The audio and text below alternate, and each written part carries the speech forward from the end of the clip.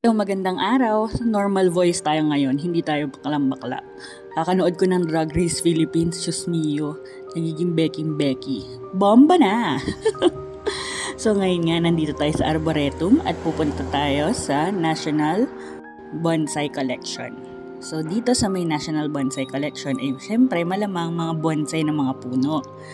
Makikita nyo dito ang iba't ibang klase ng bonsai galing sa iba't ibang bansa.